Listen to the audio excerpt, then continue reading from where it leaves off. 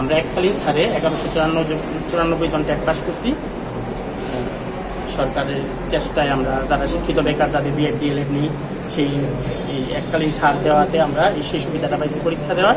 তো পরীক্ষা দেওয়াতে আমরা 1194 জন পাস করছি। আমাদের সার্টিফিকেটের ভ্যালিডিটি 2021-এর 21 মার্চ পর্যন্ত।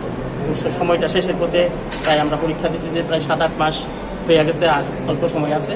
তো কবে নাগাদ আমাদের রিক্রুটমেন্ট হইব, প্রসেসিং কোন পর্যায়ে আছে সেটা জানার লেগে আমরা আজকে ডিরেক্টর স্যারের অফিসে এলাম।